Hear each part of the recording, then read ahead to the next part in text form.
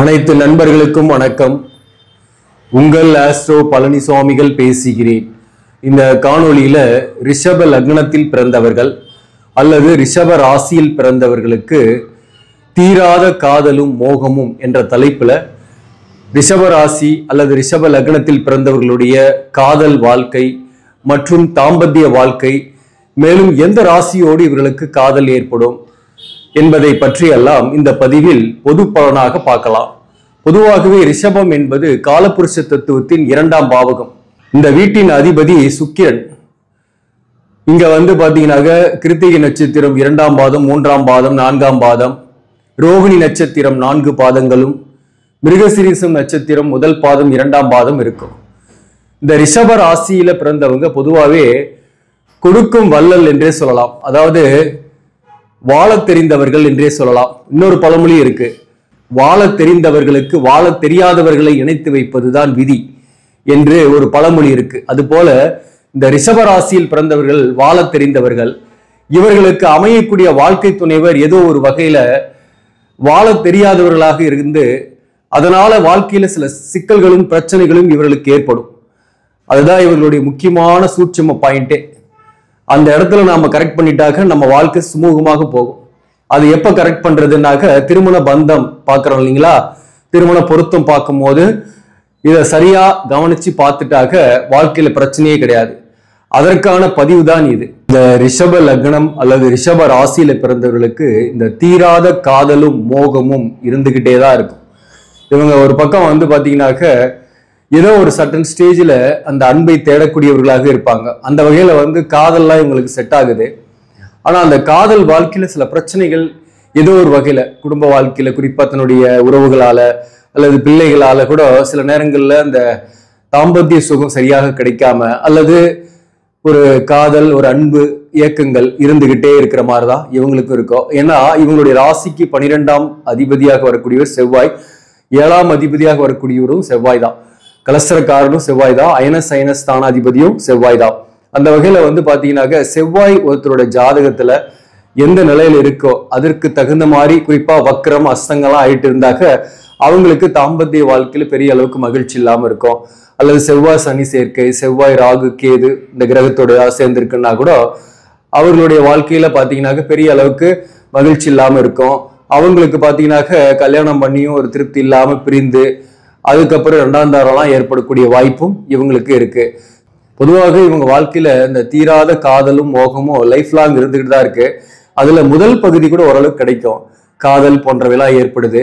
ஆனா பிற்பகுதி வாழ்க்கையில ஏறத்தால ஒரு 40 வயசுல இருந்து இவங்களுக்கு பெரிய அளவுக்கு அந்த தீராத காதலும் மோகமும் இருந்துகிட்டே இருக்கும். பெருசா அவங்களுக்கு கிடைக்கிறதுல அதுக்கான வாய்ப்புகள் குறைவாக இருக்கும்.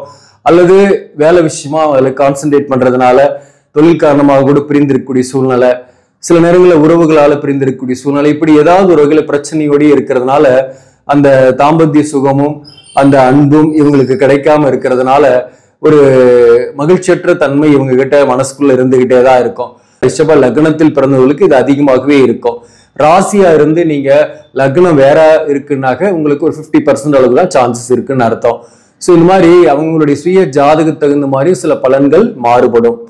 எல்லா ராசிக்காரர்களுக்கும் காதல் வருது, அதுல ரிஷப ராசிக்காரர்களுக்கும் காதல்லாம் வரும். ஏன்னா சுக்கிரனுடைய ஆட்சி வீடு, பார்க்கறதுக்கு கலையம்சம் உள்ளவர்களாகவும் தோற்றப்பொலி உள்ளவர்களாகவுமே இருப்பாங்க. அழகான கண்கள் இருக்கும், சிரிச்சு பேசுவாங்க, புத்திசாலித்தனமா பேசுவாங்க, பேச்சுல ஒரு கால்குலேட்டிவ் இருந்தாலும் தந்திரமான பேச்சுக்கள் இருக்கும், வசீகரிக்கக்கூடிய பேச்சு, மற்றவங்களை கவரக்கூடிய பேச்சா இருக்கும்.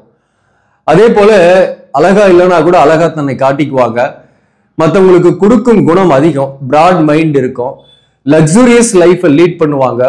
தன்னுடைய தாயாருக்கும் சகோதரிக்கும் உடன் பிறந்த சகோதரிக்கும் அதிக முக்கியத்துவம் கொடுக்கக்கூடியவர்களாக இருப்பாங்க.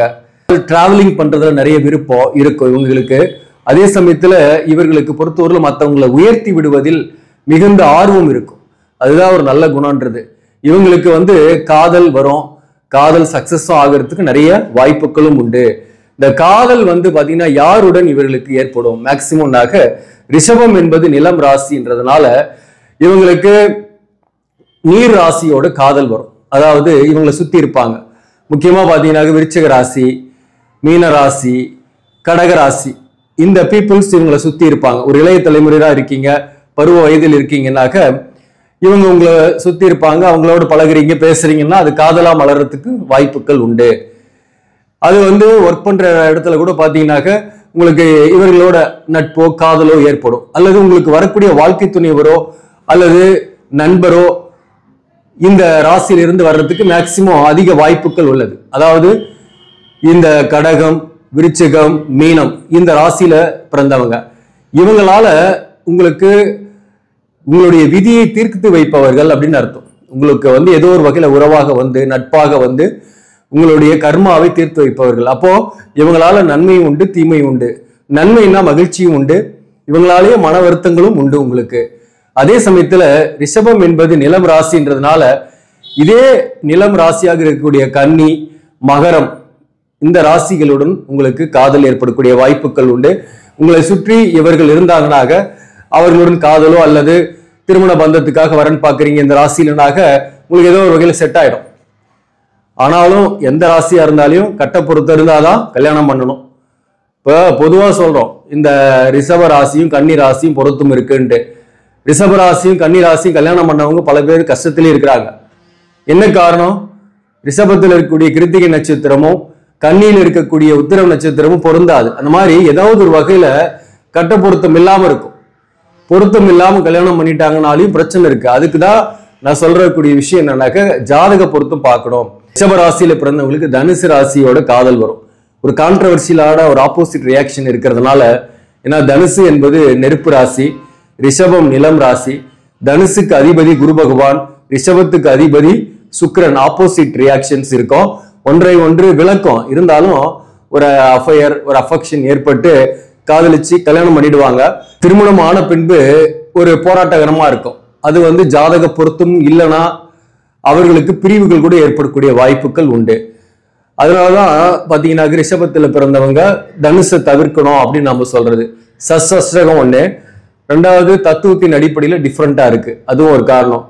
அதே போல ரிஷப ராசியில பிறந்தவங்க சிம்ம ராசியோட சேரலாமா அல்லது மேஷ ராசியோட சேரலாமான்னா, அதாவது இது டிபெண்ட் அப்பான ஒரு ஆவரேஜான பொருத்தம் வரும். மேஷமும் ரிஷபமும் ராசியாதிபதி பொருத்தம் வருது. சஷ்டகம் என்றாலும் ராசியாதிபதி பொருத்தம் வருது. உங்களுக்கு பாத்தீங்கன்னாக்க நட்சத்திர பொருத்தம், ஜாதக பொருத்தம் இருந்தா இதை கன்சிடர் பண்ணலாம். அதே போலதான் சிம்ம ராசியும். இப்ப சிம்ம ராசியோட ரிஷப ராசி சேர்த்தலாமான்னா சஷ்டம் கிடையாது, தத்துவத்தின் அடிப்படையில் டிஃப்ரெண்ட். ஆனா ராசி அதிபதி பொருத்தம் வராது.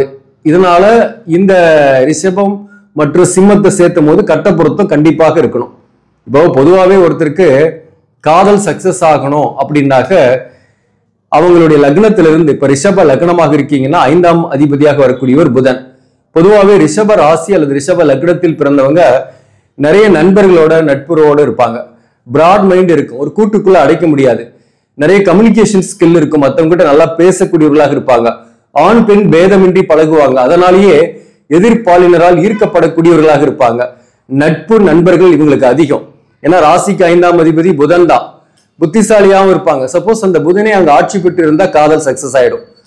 அல்லது சுக்கிரன் 5ஆம் இடத்துல இருந்தாலும் காதல் சக்சஸ் ஆகும். அல்லது இந்த 5ஆம் பாவகத்துல குரு பகவானே இருந்தாலும் காதல் சக்சஸ் ஆகக்கூடிய வாய்ப்பு உண்டு.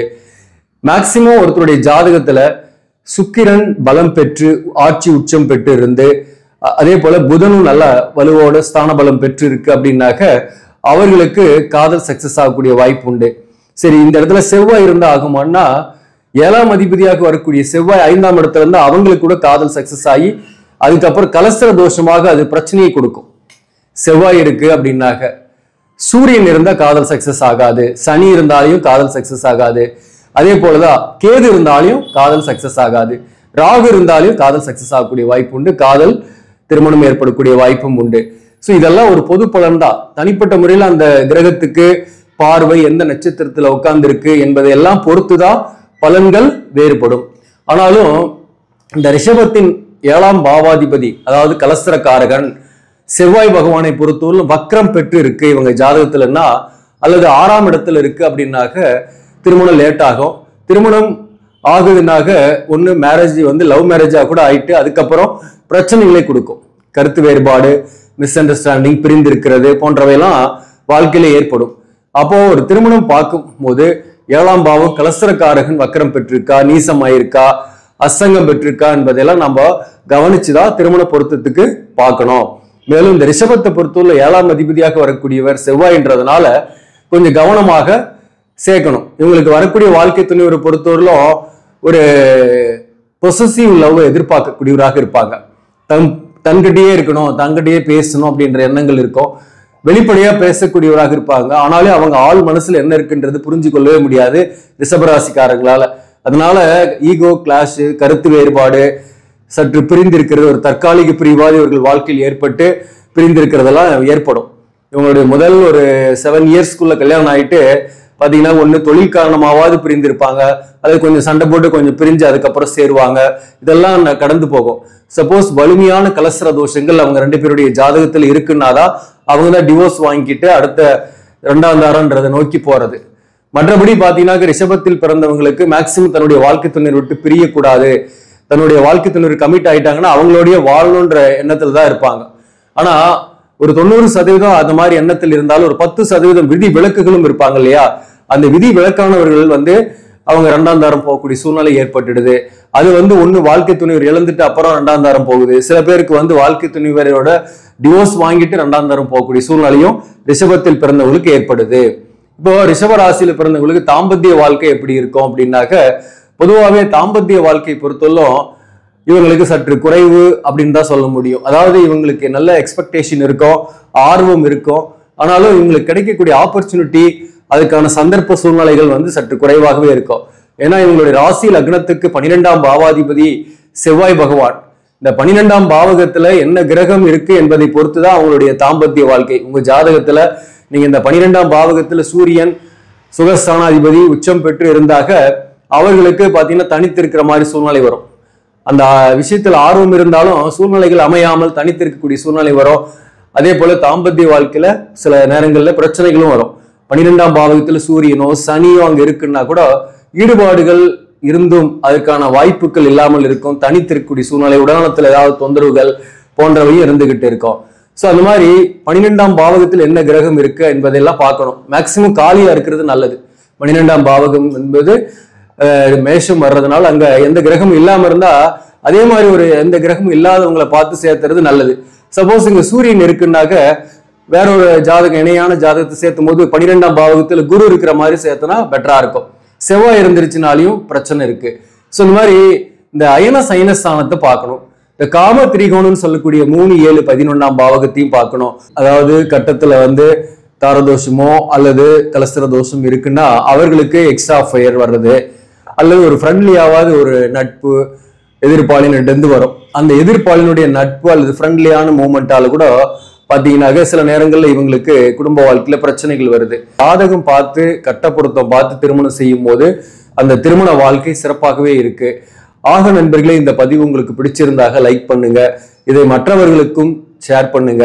இன்னும் நம்ம சேனலை சப்ஸ்கிரைப் பண்ணாம பாக்குறவங்க சப்ஸ்கிரைப் பண்ணி கண்டினியூ பண்ணுங்க. இதன் மூலம் உங்களுக்கு ஒரு சரியான ஜோதிட தகவல்களும் ஆன்மீக தகவல்களும் கிடைக்கும். நன்றி, வணக்கம்.